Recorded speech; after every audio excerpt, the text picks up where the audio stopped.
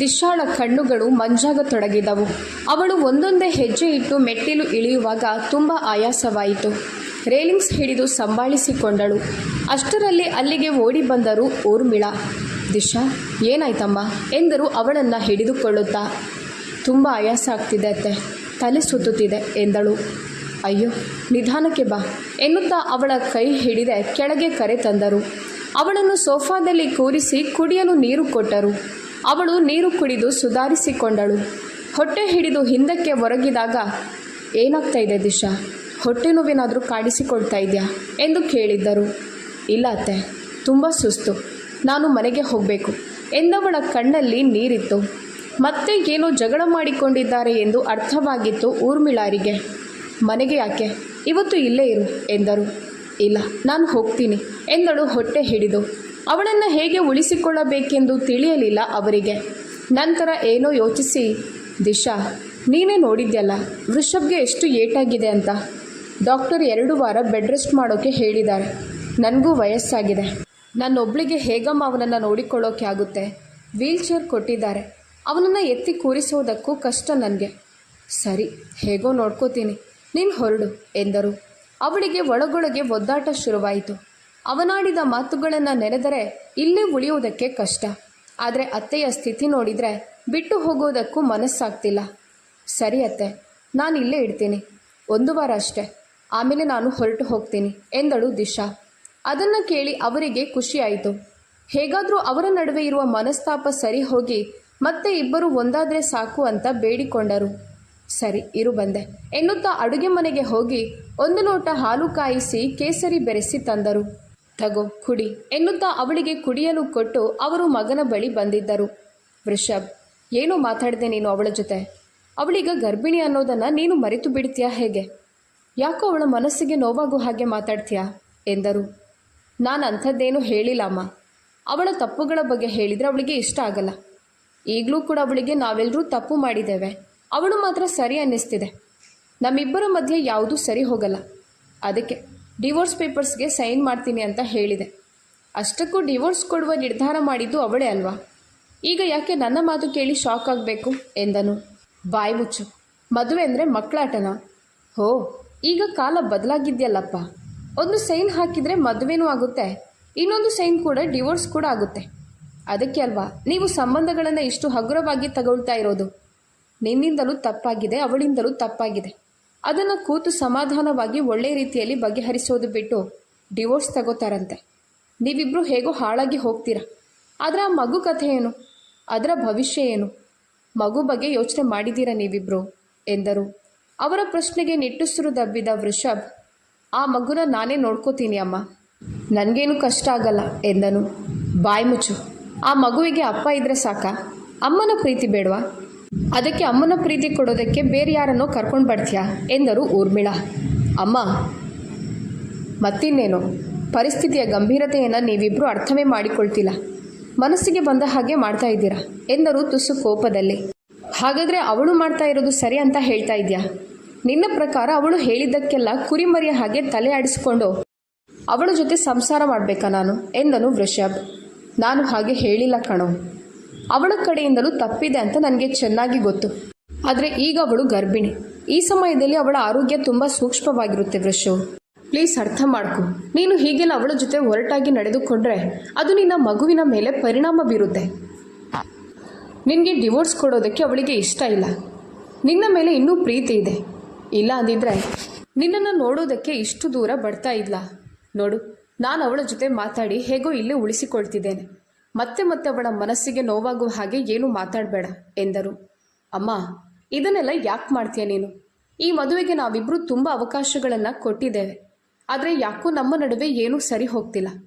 ಹಾಗಾಗಿ ಡಿವೋರ್ಸ್ ಕೊಡುವ ನಿರ್ಧಾರಕ್ಕೆ ಬಂದಿದ್ದು ಎಂದನು. ನೋಡು, ಮತ್ತೆ ಮತ್ತೆ ಅದನ್ನೇ ಹೇಳಿದರೆ ಬಾಯಿ ಸೇರಿಸಿ ಹೊಡಿತೀನಿ. ಬಾಯಿ ಮುಚ್ಕೊಂಡು ನಾನು ಹೇಳಿದ ಹಾಗೆ ಕೇಳು. ನೀನು ಹೇಳಿದ ಮಾತುಗಳಿಂದ ಟೆನ್ಷನ್ ಮಾಡಿಕೊಂಡು ಅವಳಿಗೆ ಒತ್ತಡ ಜಾಸ್ತಿ ಆಗಿದೆ. ಸುಸ್ತು, ತಲೆ ಸುತ್ತು ಅಂತ ಹೇಳ್ತಿದ್ಲು. ಇನ್ನೇನು ಮಾಡೋದು ಬಾಕಿ ಇದೆ ನೀನು ಎಂದರು ಊರ್ಮಿಳಾ. ಅದನ್ನು ಕೇಳಿ ಅವನಿಗೆ ತುಸು ಗಾಬರಿಯಾಯಿತು. ಏನಾಯ್ತು ಅವಳಿಗೆ? ಹುಷಾರಾಗಿದ್ದಾಳಮ್ಮ, ಡಾಕ್ಟರ್ ಹತ್ರ ಕರ್ಕೊಂಡು ಹೋಗಬೇಕಿತ್ತು ಎಂದ. ಹಾಂ, ಈಗಷ್ಟೇ ಏನೋ ಹೇಳ್ತಾ ಇದ್ದೆ, ನಮ್ಮ ಮಧ್ಯೆ ಏನೂ ಸೆಟ್ ಆಗಲ್ಲ ಅಂತ. ಮತ್ತೆ ಅವಳ ಬಗ್ಗೆ ಕಾಳಜಿ ಯಾಕೆ? ಕುಡಿಯಲು ಹಾಲು ಕೊಟ್ಟು ಬಂದಿದ್ದೇನೆ. ಇನ್ಮೇಲೆ ಅವಳು ಇಲ್ಲೇ ಇರ್ತಾಳೆ. ಹೇಗಾದರೂ ನಿಮ್ಮ ಮಧ್ಯೆ ಎಲ್ಲವನ್ನು ಸರಿ ಮಾಡಿಕೊಳ್ಳುವ ಪ್ರಯತ್ನ ಮಾಡು. ಮತ್ತೆ ಎಲ್ಲ ಹಾಳು ಮಾಡಬೇಡ ವೃಷು. ನನಗೂ ವಯಸ್ಸಾಗಿದೆ. ಯಾಕೆ ಅಯ್ಯೋ ಅನ್ನಿಸ್ತೀರ ನನ್ನ ಎಂದರು. ಅಮ್ಮ, ನಾವೇನು ಮಾಡಿದ್ವಿ ಅಂತ ನೀನು ಹೀಗಾಡೋದು? ಸರಿ ಬಿಡು, ಇನ್ನೂ ಒಂದು ಅವಕಾಶ ಕೊಟ್ಟು ನೋಡುತ್ತೇನೆ. ಆದರೆ ಈ ಬಾರಿಯೂ ಸರಿ ಹೋಗಲಿಲ್ಲ ಅಂದರೆ ಮತ್ತೆ ಬಲವಂತ ಮಾಡಬಾರ್ದು ನೀನು. ಯಾಕಂದರೆ ಒಂದು ರಿಲೇಷನ್ಶಿಪ್ನಲ್ಲಿ ಪದೇ ಪದೇ ಸೋಲೋದಕ್ಕೆ ಯಾರಿಗೂ ಇಷ್ಟ ಆಗಲ್ಲ ಎಂದನು. ಹೇಗೋ ಒಪ್ಪಿಕೊಂಡ ಎಂದು ಅವರಿಗೂ ಖುಷಿಯಾಯಿತು. ಸರಿ, ಇಷ್ಟು ಹೇಳಿದ್ದೆಲ್ಲ ಅಷ್ಟೇ ಸಾಕು. ಅವಳನ್ನು ಆಮೇಲೆ ರೂಮ್ಗೆ ಕಳಿಸ್ತೇನೆ. ಮತ್ತೆ ಒರಟಾಗಿ ಮಾತಾಡಬೇಡ ಎಂದು ಹೇಳಿ ಅಲ್ಲಿಂದ ನಡೆದರು. ದಿಶಾ ತನ್ನ ಅಮ್ಮನಿಗೆ ಕರೆ ಮಾಡಿದ್ದಳು. ಯಾಕಂದರೆ ಅವರು ಕಾಯ್ತಿರ್ತಾರೆ. ಅವಳು ಹೋಗಲಿಲ್ಲ ಅಂದರೆ ಗಾಬರಿ ಮಾಡಿಕೊಳ್ತಾರೆ. ಹಲೋ, ಹೇಳಿ ದಿಶಾ. ವೃಷಭ್ ಈಗ ಹೇಗಿದ್ದಾನೆ? ಯಾಕೆ ಇಷ್ಟೊತ್ತಾದರೂ ಮನೆಗೆ ಬಂದಿಲ್ಲ ನೀನು ಕೇಳಿದಳು. ಅಮ್ಮ, ನಾನು ಸ್ವಲ್ಪ ದಿನ ಇಲ್ಲೇ ಇರ್ತೇನೆ. ಅದು ಅತ್ತೆ ಒಬ್ಬರಿಗೆ ಎಲ್ಲ ನೋಡಿಕೊಳ್ಳೋದಕ್ಕೆ ಕಷ್ಟ ಆಗುತ್ತೆ, ಅದಕ್ಕೆ ಎಂದಳು. ಹೌದಾ? ವೃಷಭ್ ಏನಂದ? ಅವನು ಏನಂತಾನೆ? ಇದು ಈಗಲೂ ನನ್ನದೇ ಮನೆ ಅಲ್ವಾ, ನಾನು ಬೇಕು ಅಂದಾಗ ಉಳಿದುಕೊಳ್ಬೋದು ಎಂದಾಗ ನೆಟ್ಟುಸಿರು ಬಿಟ್ಟಳು ಇಚ್ಛಾ. ಸರಿ, ಹುಷಾರು ಎಂದು ಹೇಳಿ ಕಾಲ್ ಕಟ್ ಮಾಡಿದ್ದಳು. ನಂತರ ತನ್ನ ಮಾವನ ಬಳಿ ಬಂದು, ಮಾವ, ದಿಶಾ ಸ್ವಲ್ಪ ದಿನ ಅಲ್ಲೇ ಇರ್ತಾಳಂತೆ ಎಂದಳು. ಎಂದರಷ್ಟೇ ದುಷ್ಯಂತ್. ಮಾವ, ಇನ್ನು ನನ್ನ ಮೇಲೆ ಕೋಪನಾ ನಿಮಗೆ? ನಾನು ಬೇಕಂತ ಹೇಳಿದ್ದಲ್ಲ ಮಾವ. ಅವತ್ತು ನೋವಿನಲ್ಲಿ ಹಾಗೆಲ್ಲ ಅಂದುಬಿಟ್ಟೆ. ಅದು ಇಷ್ಟು ದೊಡ್ಡ ಜಗಳ ಆಗುತ್ತೆ ಅಂತ ಗೊತ್ತಿರಲಿಲ್ಲ ನನಗೆ ಎಂದಳು ಕಣ್ಣು ತುಂಬಿಕೊಂಡು. ಗೊತ್ತಾದ ಮೇಲೆ ತಾನೇ ಏನು ಮಾಡಿದೆ ನೀನು? ನಿನ್ನ ಮಗಳನ್ನು ತಿದ್ದುವ ಪ್ರಯತ್ನವನ್ನು ಮಾಡಲಿಲ್ವಲ್ಲ ಇಚ್ಛಾ? ಯಾರು ಎಷ್ಟೇ ಕಲ್ಲು ಮನಸ್ಸು ಹೊಂದಿದ್ರೂ ಅದನ್ನು ಕರಗಿಸುವ ಶಕ್ತಿ ಇರೋದು ಹೆತ್ತ ತಾಯಿಗೆ ಮಾತ್ರ. ನೀನು ಮನಸ್ಸು ಮಾಡಿದ್ದರೆ ಅವಳ ತಪ್ಪನ್ನು ತಿಳಿ ಹೇಳ್ಬೋದಿತ್ತು. ಆದರೆ ನಿನಗೂ ಯಾವತ್ತೂ ಅನ್ನಿಸ್ಲಿಲ್ವೇನೋ ನಿನ್ನ ಮಗಳು ತಪ್ಪು ಮಾಡ್ತಿದ್ದಾಳೆ ಅಂತ ಎಂದರು. ಹಾಗಲ್ಲ ಮಾವ, ಈಗ ಅವಳ ಆರೋಗ್ಯ ಸೂಕ್ಷ್ಮ. ಏನಾದರೂ ಹೇಳೋಕ್ಕೆ ಹೋಗಿ ಅದು ಮತ್ತೊಂದಾದರೆ ಅನ್ನೋ ಭಯ ಅಷ್ಟೇ ಮಾವ ಎಂದಳು. ಅವರೇನೂ ಮಾತಾಡದೆ ಅಲ್ಲಿಂದ ಎದ್ದು ನಡೆದು ಬಿಟ್ಟರು. ಡ್ಯಾನ್ಸ್ ಕಾಂಪಿಟೇಷನ್ ಹತ್ರ ಬರ್ತಿದೆ ಅಧೀರ. ನೀನಿನ್ನು ಮನೆ ಅಜ್ಜಿ ತಾತ ಅಂದ್ಕೊಂಡೇ ಇದೆಯಾ ಹೇಳಿದ ಕೈವಲ್ಯ ಲ್ಯಾಪ್ಟಾಪ್ನಲ್ಲಿ ಏನೋ ಕೆಲಸ ಮಾಡುತ್ತಾ. ನಾಳೆಯಿಂದ ಪ್ರಾಕ್ಟೀಸ್ ಮಾಡ್ತೀನಿ ಎಂದವಳು ಮಲಗಿ ಅವನನ್ನೇ ನೋಡುತ್ತಿದ್ದಳು. ಇನ್ನೂ ಯಾಕೆ ಮುಖ ಹಾಗೆ ಮಾಡ್ಕೊಂಡಿದ್ಯಾ? ಎಲ್ಲ ಸರಿ ಹೋಯ್ತಲ್ವಾ ಎಂದ. ಏನು ಸರಿ ಹೋಯ್ತು? ಅಜ್ಜಿ ತಾತನ ಜೊತೆ ಇನ್ಯಾವತ್ತೂ ನಾನು ಮಾತಾಡೋಕೆ ಆಗಲ್ಲ. ಪಾಪ, ನಿನ್ನೆಯಿಂದ 3-4 ಸಲ ಕಾಲ್ ಮಾಡಿದ್ದಾರೆ ತಾತ. ಆದರೆ ನಾನು ರಿಸೀವ್ ಮಾಡೋಕ್ಕೆ ಆಗ್ತಾ ಇಲ್ಲ ಎಂದಳು ಕಣ್ಣು ಒರೆಸಿಕೊಳ್ಳುತ್ತಾ. ಅಧೀರ, ಸ್ವಲ್ಪ ದಿನ ಇದರ ಬಗ್ಗೆ ಯೋಚನೆ ಮಾಡೋದನ್ನು ಬಿಟ್ಟು ಬಿಡು ನೀನು. ನನಗೂ 2 ದಿನದಿಂದ ತಲೆನೋವು ಬಂದಿದೆ ಎನ್ನುತ್ತಾ ಲ್ಯಾಪ್ಟಾಪ್ ಮುಚ್ಚಿಟ್ಟು ಅವಳ ಹತ್ತಿರ ಬಂದನು. ಅವಳು ಅವನನ್ನೇ ನೋಡುತ್ತಾ ಏನು ಎಂಬಂತೆ ಹುಬ್ಬೇರಿಸಿದಳು. ಅವಳ ಮೇಲೆ ಬಾಗಿದವನು, ನಾನು ಹತ್ತಿರ ಬಂದಾಗ ಯಾಕೆ ಅಂತ ಗೊತ್ತಾಗಲ್ವಾ ಎಂದ. ಕೇಪಿ, ನನಗೆ ಮೂಡಿಲ್ಲ ಎಂದಳು ಅವನ ಎದೆಯ ಮೇಲೆ ಕೈ ಇರಿಸಿ. ನಾನು ಮೂಡ್ ಭರಿಸ್ಲಾ ಎನ್ನುತ್ತಾ ಅವಳ ಕೊರಳು ಚುಂಬಿಸಿದನು. ಅವನನ್ನು ತಬ್ಬಿಕೊಂಡವಳು, ನೀನು ಹೀಗೆಲ್ಲ ಹತ್ತಿರ ಬರಬೇಡ, ನನಗೆ ಹೇಗೇಗೋ ಆಗುತ್ತೆ ಎಂದಳು. ಹೇಗಾಗುತ್ತೆ ಎನ್ನುತ್ತಾ ಅವಳ ತುಟಿ ಸವರಿದನು. ಏನಿಲ್ಲ ಎನ್ನುವಾಗ ಅವಳ ತುಟಿಗಳನ್ನು ಚುಂಬಿಸಿದನು. ಅವಳು ಮೈ ಮರೆತು ಸಹಕರಿಸಿದಳು. ದಿಶಾ ತನ್ನ ರೂಮಿಗೆ ಬಂದಿದ್ದಳು. ಇಬ್ಬರು ಏನೂ ಮಾತನಾಡುತ್ತಿಲ್ಲ. ಅವಳು ಕಬೋರ್ಡ್ ತೆರೆದು ತನ್ನ ಬಟ್ಟೆಯನ್ನು ಎತ್ತಿಕೊಳ್ಳುತ್ತಿದ್ದಳು. ಅವಳನ್ನೇ ನೋಡಿದ ವೃಷಭ್, ಮತ್ತೆ ಚೆಕಪ್ಗೆ ಹೋಗಿದ್ಯಾ ಹೇಗೆ ಎಂದನು. ಇಲ್ಲ ಹೇಳಿದಳು. ಯಾಕೆ? ಹೋಗಿ ಒಮ್ಮೆ ಚೆಕಪ್ ಮಾಡಿಸಿ ಬರಬೇಕಿತ್ತು ತಾನೆ. ಹೋಗೋಕ್ಕೆ ಆಗಲಿಲ್ಲ ಎಂದಳು. ಅವನು ನಿಟ್ಟುಸಿರು ಬಿಟ್ಟು, ನಾಳೆ ಅಮ್ಮನ ಜೊತೆ ಹೋಗ್ಬಾ ಎಂದನು. ಅವನ ಮಾತಿಗೆ ನೀರಸ ಉಸಿರು ದಬ್ಬಿದ ದಿಶಾ, ಬೇಡ, ನನ್ನ ಮಗು ಚೆನ್ನಾಗೇ ಇದೆ ಎಂದಳು. ಹೋ, ಕಣ್ಣಲ್ಲೇ ಸ್ಕ್ಯಾನ್ ಮಾಡಿ ನೋಡ್ಬಿಟ್ಯಾ? ಗಂಡೋ ಹೆಣ್ಣೋ ಅದನ್ನು ನೋಡಿ ಹೇಳಬೇಕಿತ್ತು ಎಂದಿದ್ದ ವೃಷಭ್. ಅವನತ್ತ ಉರಿನೋಟ ಬೀರಿದಳು ಹುಡುಗಿ. ಏನು ಹಾಗೆ ನೋಡೋದು? ಒಮ್ಮೆ ಹೋಗಿ ಚೆಕಪ್ ಮಾಡಿಸೋಕೆ ಏನು ಸಮಸ್ಯೆ ನಿನಗೆ? ಮಗು ಹುಷಾರಾಗಿದ್ಯೋ ಇಲ್ವೋ ಅಂತ ಗೊತ್ತಾಗುತ್ತೆ ತಾನೆ. 3-4 ದಿನದಿಂದ ಅತ್ತು ಕರೆದು ಟೆನ್ಷನ್ ಮಾಡ್ಕೊಂಡು ಓಡಾಡಿದ್ಯಾ ಎಂದಿದ್ದ. ಅವನ ಕಾಳಜಿಗೆ ಮನಸ್ಸು ಅರಳುತ್ತಾದರೂ ಮತ್ತೆ ಮುದುಡಿತು. ಅದು ಗೊತ್ತಿದ್ದು ಮತ್ತೆ ಮತ್ತೆ ಹೊರಟಾಗಿ ಮಾತಾಡ್ತೀಯಾ? ನನ್ನ ಮಗುವನ್ನು ಹೇಗೆ ನೋಡ್ಕೋಬೇಕು ಅಂತ ನನಗೆ ಗೊತ್ತು. ಹೇಗೋ ಡಿವೋರ್ಸ್ ಆದಮೇಲೆ ಮಗು ನನ್ನ ಜೊತೆ ತಾನೇ ಇರುತ್ತೆ. ನಿನಗೆ ಮಗುವಿನ ಟೆನ್ಷನ್ ಬೇಡ ಬಿಡು ಎಂದಿದ್ದಳು. ಅವಳ ಮಾತಿಗೆ ಮತ್ತೆ ಸಿಟ್ಟು ಬಂದಿತ್ತು ಅವನಿಗೆ. ನೀನು ಎಂದು ಏನೋ ಹೇಳಲು ಮುಂದೆ ಬಾಗಿದವ ಮತ್ತೆ ಭುಜದಲ್ಲಿ ನೋವು ಕಾಣಿಸಿಕೊಂಡಿತು. ಅಮ್ಮ ಎನ್ನುತ್ತಾ ಮುಖ ಕಿವುಚಿ ಹಿಂದಕ್ಕೆ ಒರಗಿದ ವೃಷಭ್. ಏನಾಯಿತು ಎನ್ನುತ್ತಾ ಅವನ ಹತ್ತಿರ ಬಂದಳು ದಿಶಾ. ಅದಕ್ಕೆ ಹೇಳೋದು, ಬೆಡ್ ಮೇಲೆ ಬಿದ್ದಿರುವಾಗ ಹಾರಾಡಬಾರ್ದು ಅಂತ. ಸುಮ್ಮನೆ ಮಲಗೋಕೆ ಆಗಲ್ವ ನಿನಗೆ? ಅದೆಷ್ಟು ಮಾತಾಡ್ತೀಯ? ಸುಮ್ಮನೆ ಮಲ್ಕೋ, ಇಲ್ಲಾಂದರೆ ಹೀಗೆ ಆಗೋದು ಎಂದಳು. ಅವಳನ್ನೇ ಕೆಕ್ಕರಿಸಿದವನು, ನೀನೇನು ಹೆಂಡ್ತಿನ ರಾಕ್ಷಸಿನ? ಗಂಡನ ನೋವು ನೋಡಿ ಖುಷಿ ಪಡ್ತಾ ಇದೆಯಲ್ಲ ಎಂದಿದ್ದ. ಯಾವ ಗಂಡ? ಸ್ವಲ್ಪ ದಿನದಲ್ಲಿ ಡಿವೋರ್ಸ್ ಆಗುತ್ತಲ್ಲ ಎಂದಳು. ಅಮ್ಮ ನೋಡಿದರೆ ಸರಿ ಮಾಡು ಅಂತಾರೆ. ಇವಳು ಮಾತು ಮಾತಿಗೂ ಡಿವೋರ್ಸ್ ಅಂತಾಳೆ. ಹೇಗೆ ಸರಿ ಮಾಡ್ಕೊಳ್ಳೋದು ಎಂದು ಭಾರವಾದ ಉಸಿರು ದಬ್ಬಿದ ವೃಷಭ್. ಮತ್ತೆ ಡಾಕ್ಟರ್ ಏನು ಹೇಳಿದ್ದಾರೆ?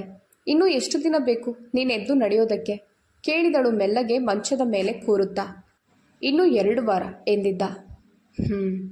ಸರಿ, ಅಮ್ಮನ ಕರಿ, ನಾನು ವಾಶ್ರೂಮ್ಗೆ ಹೋಗಬೇಕು ಎಂದಾಗ ಹುಬ್ಬು ಬೆಸೆದು, ಅತ್ತೆ ಯಾಕೆ? ನಾನು ಉಳ್ಕೊಂಡಿರೋದು ಅವರಿಗೆ ಕಷ್ಟ ಆಗುತ್ತೆ ಅಂತ, ನಿನ್ನನ್ನು ನೋಡಿಕೊಳ್ಳೋದಕ್ಕೆ ಎಂದಳು ದಿಶಾ. ಇವಳೇ ಪೇಷಂಟ್, ಉಫ್ ಅಂದರೆ ಉದುರಿ ಹೋಗ್ತಾಳೆ, ಇವಳು ನನ್ನನ್ನು ನೋಡಿಕೊಳ್ತಾಳಂತೆ ಎಂದು ಗೊಣಗಿಕೊಂಡವನು, ಏನೂ ಬೇಕಾಗಿಲ್ಲ, ಅಮ್ಮನ್ನೇ ಕರಿ, ನೀನು ಮೊದಲೇ ಪೇಷಂಟ್ ಥರ ಇದೆಯಾ, ನೀನೇನು ನನಗೆ ಹೆಲ್ಪ್ ಮಾಡೋದು ಎಂದನು. ಅವಳ ಮೂಗು ಕೋಪದಿಂದ ಕೆಂಪಾಯಿತು. ನಾನಲ್ಲ ಪೇಷಂಟ್ ಆಗಿರೋದು, ನಿನಗೆ ತುಂಬ ಸೊಕ್ಕು, ಅದಕ್ಕೆ ಇಂಥ ಸ್ಥಿತಿ ಬಂದಿರೋದು. ಬಾಯಿ ಮುಚ್ಕೊಂಡು ಬಾ ಎನ್ನುತ್ತಾ ಅವನ ಕೈ ಹಿಡಿದುಕೊಂಡಳು. ಹೇ, ಒಂದ್ಸಲ ಹೇಳಿದರೆ ಅರ್ಥ ಆಗಲ್ವಾ? ಸುಮ್ಮನೆ ನನಗೆ ಇರಿಟೇಟ್ ಮಾಡಬೇಡ, ಅವಳಿಗೆ ತೊಂದರೆಯಾಗುತ್ತದೆ ಅಂತ ಹಾಗೆ ಹೇಳಿದ್ದ. ಬಾಯಿ ಮುಚ್ಕೊಂಡು ಬಾ ಅಂತ ಹೇಳಿದರೆ ನಿನಗೂ ಅರ್ಥ ಆಗಲ್ವಾ? ನಾನು ಅತ್ತೆನ ಕರೆಯಲ್ಲ, ನನ್ನ ಜೊತೆ ಬರುವ ಹಾಗಿದ್ರೆ ಬಾ, ಇಲ್ಲಾಂದರೆ ಇಲ್ಲೇ ಮಾಡ್ಕೊ ಎಂದಳು. ಛೀ, ಸ್ವಲ್ಪನೂ ನಾಚಿಕೆ ಇಲ್ವೇನೆ ನಿನಗೆ ಹೀಗೆ ಹೇಳೋಕೆ? ಅಮ್ಮ ಎಂದು ಕೂಗುವಾಗ ಓಡಿ ಹೋಗಿ ರೂಮಿನ ಬಾಗಿಲು ಹಾಕಿದಳು ದಿಶಾ. ಅವಳ ನಡೆಗೆ ಪೆಚ್ಚಾದ ವೃಷಭ್. ತಲೆಗಿಲೆ ಕೆಟ್ಟಿದ್ಯಾ ನಿನಗೆ? ತವರು ಮನೆಗೆ ಹೋಗಿ ಬಂದಾಗಿನಿಂದ ಸ್ಕ್ರೂ ಲೂಸ್ ಆಗಿದೆಯಾ ಹೇಗೆ? ನಾನು ಹೇಳ್ತಾ ಇದ್ದೀನಲ್ವಾ ವಾಶ್ರೂಮ್ಗೆ ಹೋಗಬೇಕು ಅಂತ, ಅಮ್ಮನ ಕರಿ ಎಂದನು. ಹಾಂ, ನಿನಗೂ ಕಿವಿ ಕೇಳೋದು ನಿಂತು ಹೋಗಿದ್ಯಾ? ನಿನಗೆ ಏಟಾಗಿರೋದು ಭುಜಕ್ಕೋ ಅಥವಾ ಕಿವಿಗೋ? ನಾನು ಹೇಳ್ತಾ ಇದ್ದೀನಿ ತಾನೆ, ನಾನೇ ನಿನ್ನ ವಾಶ್ರೂಮ್ಗೆ ಕರ್ಕೊಂಡು ಹೋಗ್ತೀನಿ ಅಂತ ಎಂದಳು ದಿಶಾ. ಅವನು ತಲೆ ಚಚ್ಚಿಕೊಂಡ. ಆಯಿತು ಬಾ ಎಂದು ಕರೆದನು. ಅವಳು ಹತ್ತಿರ ಬಂದು ಅವನ ಕೈ ಹಿಡಿದುಕೊಂಡಳು. ಅವನಿಗೆ ಕಾಲಿಗೇನು ಅಷ್ಟೊಂದು ಏಟಾಗಿಲ್ಲ, ಆದರೆ ಭುಜ ಅಲುಗಿಸಲು ಕಷ್ಟ. ಅವನನ್ನು ಹೇಗೋ ವೀಲ್ಚೇರ್ನಲ್ಲಿ ಕೂರಿಸಿ ವಾಶ್ರೂಮ್ಗೆ ಬಿಟ್ಟು ಬಂದಳು. ಏನಾದರೂ ಹೆಲ್ಪ್ ಬೇಕಿದ್ರೆ ಕರಿ ಎಂದಳು. ವಾಶ್ರೂಮ್ನಲ್ಲಿ ಏನು ಹೆಲ್ಪ್ ಮಾಡ್ತೀಯಾ? ಹೋಗು ಸುಮ್ಮನೆ ಎಂದನು. ಅವಳು ಮೂತಿ ತಿರುವಿ ಅಲ್ಲಿಂದ ನಡೆದಳು. ತನ್ನ ಕೆಲಸ ಮುಗಿಸಿ ಮತ್ತೆ ವೀಲ್ಚೇರಿನ ಸಹಾಯದಿಂದಲೇ ಬೆಡ್ ಮೇಲೆ ಬಂದು ಕುಳಿತ. ಅಷ್ಟರಲ್ಲಾಗಲೇ ಅವಳು ಬಟ್ಟೆ ಬದಲಿಸಿದ್ದಳು. ಊರ್ಮಿಳಾ ಬಾಗಿಲ ಬಳಿ ಬಂದು ದಿಶಾ ಎಂದು ಕೂಗಿದಾಗ ಓಡಿ ಬಂದು ಬಾಗಿಲು ತೆರೆದಳು ದಿಶಾ. ಏನತ್ತೆ? ಏನು ಬಾಗಿಲು ಹಾಕ್ಕೊಂಡಿದ್ದೀರಾ ಎಂದಾಗ ಗಂಡನ ಕಡೆಗೆ ನೋಡಿದಳು. ಅವನು ಹಣೆ ತೀಡಿಕೊಂಡ. ಅಮ್ಮ, ಏನೂ ಇಲ್ಲ ಎಂದನು. ಸರಿ ದಿಶಾ, ಇವತ್ತೇನು ಅಡುಗೆ ಮಾಡಲಿ?